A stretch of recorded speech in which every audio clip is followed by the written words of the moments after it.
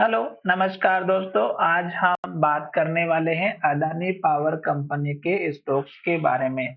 और ये स्टॉक्स हमारा उस लेवल पर खड़ा है जहां पर स्टॉक्स का पुराना वाला सपोर्ट लेवल है और साथ ही 200 दिनों का मूविंग एवरेज भी है।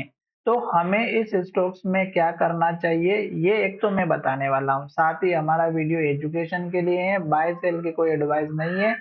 फिर भी आप ट्रेड करते हैं तो अपने फाइनेंशियल एडवाइजर से कंसल्ट करें। अब यहाँ पर अगर आप देखेंगे तो स्टॉक्स ने जब हाई बनाया तो स्टॉक्स ने लो बनाया था इस कैंडल का, और जब ऊपर की तरफ गया तो फिर से हाई इस हाई के नीचे बनाया और इन्वर्टेड हैमर बनाए और एक के बाद एक रेड कैंडल लो बनाते हुए नीचे आया। फिर इस हाई के बाद नीचे हाई बना और स्टॉक्स ने दोबारा से इस हाई को टेस्ट किया और गिरावट आई।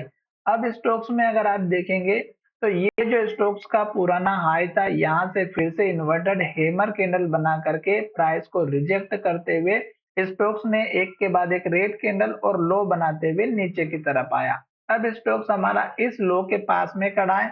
620 रुपए का पहले लो था और यहाँ पर लो 621 का बना हुआ है।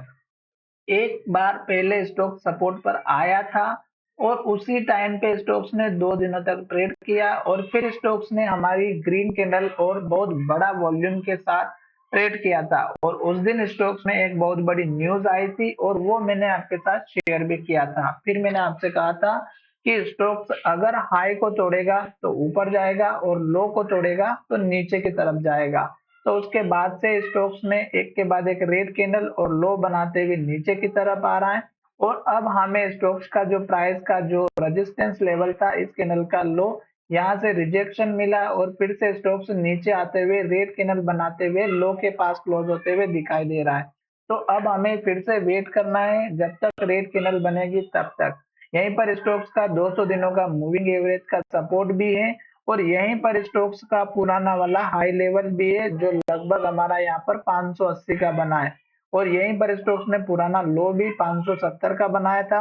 तो हमें वेट करना चाहिए, जल्दबाजी नहीं करनी है। हमारा वीडियो आपकी एजुकेशन के लिए था। अगर अच्छा लगा है तो चैनल को सब्सक्राइब करें।